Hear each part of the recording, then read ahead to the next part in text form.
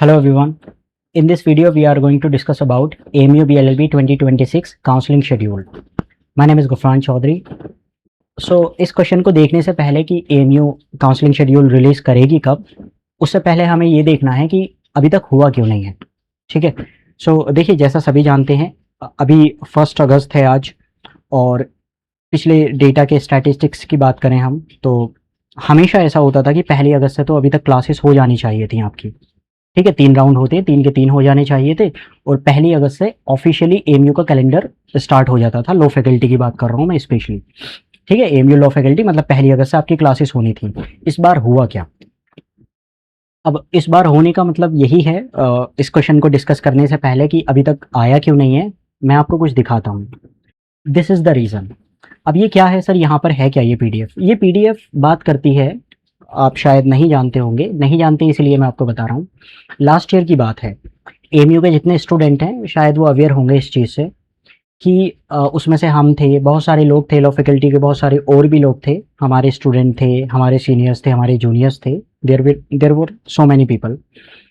सब लोग इस पीडीएफ को सर्कुलेट कर रहे थे लास्ट ईयर लो फैकल्टी पर, 2025 की बात है। अब इसको क्यों किया जा रहा था, यहाँ पर आप देख पा रहे होंगे, ये एक नोटिस है, या फिर इसको मुझे पीडीएफ कहना चाहिए, जहाँ पर ये लिखा है कि जो भी कॉलेजेस हैं वो अप्रूव्ड किए हैं, मतलब एफिलिएशन की यहाँ पर हम बात कर रहे हैं, कॉलेजेस के एफिलिएशन की। अब यहाँ पर लिखा होगा बीसीआई टिल, जो भी यहाँ डेट मेंशन है, ठीक है ना, ये एस्टैब्लिशमेंट है, और यहाँ पर एफिलिएशन की डेट है कि कब तक ये वैलिड है। अब ये एफिलिएशन होता क्या है? देखिए, एफिलिएशन को समझने से पहले हमें समझना पड़ेगा, आप जानते हैं मेडिकल होते हैं, मेडिकल में लाइक एमबीबीएस है, एमडी है, बहुत सारे कॉलेज, बहुत सारे कोर्सेज हैं। तो जितने भी ये कोर्सेज होते हैं, इसके ऊपर एक हेड होता है। हेड मतलब एक रेगुलेशन बॉडी होती है जो कि इन कोर्सेज को रेगुलेट करती है। जैसे लॉ के केस में बीसीआई है, बार काउंसिल ऑफ इंडिया।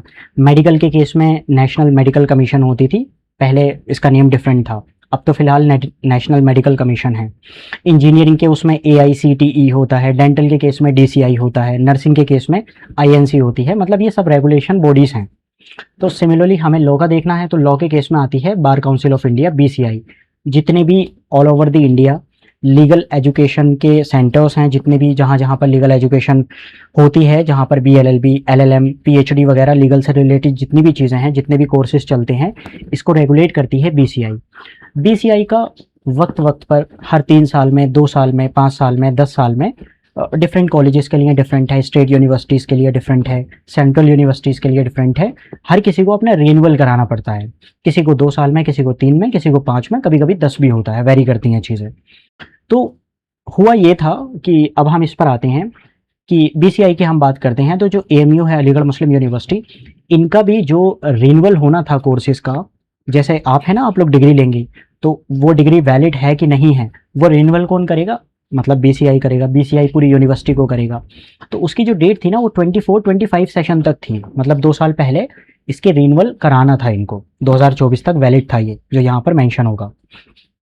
अब खैर जो भी हुआ, मैं इस चीज़ पर नहीं जा रहा हूँ, बिकॉज जिस लॉ फैकल्टी में आप पढ़ने के लिए जा रहे हैं, वहाँ के प्रोफेसर्स की बात करूँ, वहाँ के डीन की बात की जाए, वहाँ के चेयरमैन की बात की जाए, बहुत केयरलेस लोग हैं, है ना।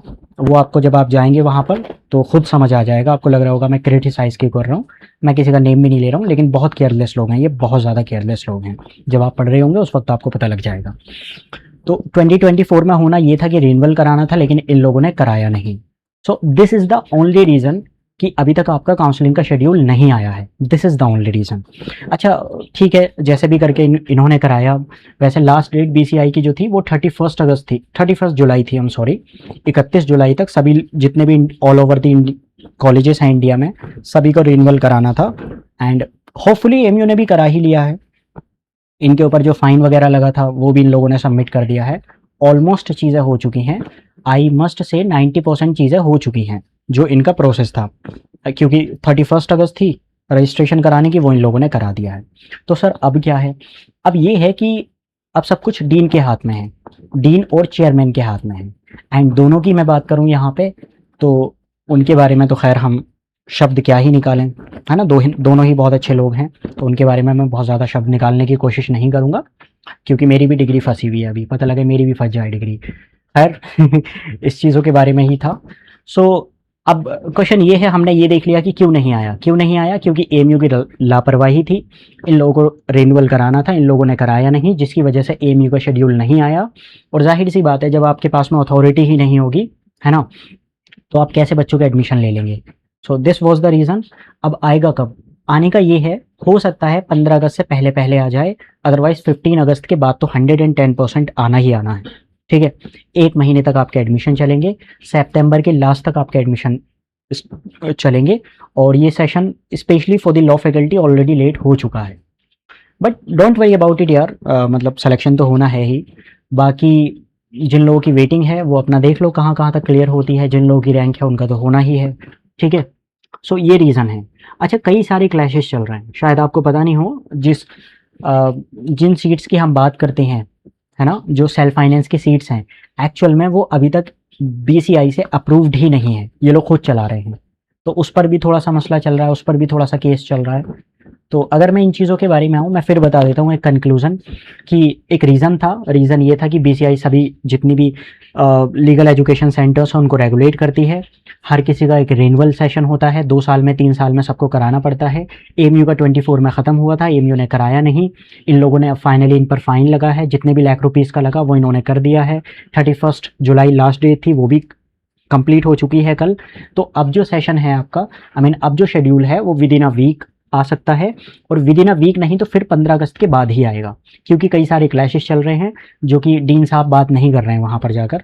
डीन साहब के हाथ में है, चेयरमैन साहब के हाथ में है, इन दोनों को बात करनी चाहिए वहाँ पर जाकर, ये लोग बात नहीं कर रहे हैं। एंड ऑब्वियसली ना, वो क्यों ही करेंगे, उनकी 4 लाख रुपये 3.5 लाख रुपए की सैलरी आ रही है, तो उन्हें फ़र्क भी नहीं पड़ता, उन्हें कोई मसला नहीं है आपका सेशन लेट हो, आपका एडमिशन ना हो, they don't care about it.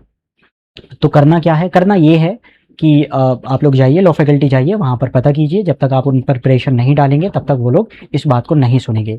दूसरी चीज़ ये है, बहुत सारे मैसेजेस मेरे पास में पड़े हैं कि सर आप ऐसा कीजिए, आरटीआई लगा दीजिए। आरटीआई कोई मसला नहीं है लगाने में, कोई प्रॉब्लम नहीं है, आज ही मैं कोशिश करूँगा, आज ही लगाऊंगा आरटीआई इन पर, लेकिन कोई फ़ायदा उसका होने वाला नहीं है, बिकॉज एएमयू का एक क्या कहना चाहिए मुझे, एक रिकॉर्ड रहा है एएमयू का, कि ये आरटीआई का रिप्लाई स्पेशली लॉ फैकल्टी वाले 29th डे पर देते हैं। मतलब अगर मैं आज आरटीआई लगाता हूँ तो 1 महीने बाद उसका रिप्लाई आएगा। तो आरटीआई लगाने से बेटर है कि हम जो है वो शेड्यूल का ही वेट कर लें, और शेड्यूल आने के अब डोंट वरी अबाउट इट, 90% चीज़ें कंप्लीट हो चुकी हैं, 10% आपको वेट करना है, वो सिर्फ चेयरमैन साहब के पास में है, चेयरमैन साहब के ऊपर है, और जो डीन है लॉ फैकल्टी के उनके हाथ में है। अगर वो जाएँ तो जो कुछ थोड़ी बहुत चीज़ें फंसी हुई हैं बीच में वो कंप्लीट हो जाएं। रही बात बीएलएलबी की, तो बीएलएलबी की 24 सीट जो है ऑफिशियली जो है बीसीआई से परमिशन नहीं है उस चीज़ की, ये लोग खुद चला रहे हैं, इस पर थोड़ा सा क्लैश भी चल रहा है। अब देखते हैं क्या होता है क्या नहीं होता है। सो ये वीडियो इसी के लिए थी, डोंट वरी, मैं फिर बता रहा हूँ 15 अगस्त के बाद में आपका हो सकता है, चांसेस हैं कि आपका शेड्यूल आ जाए। Thank you so much.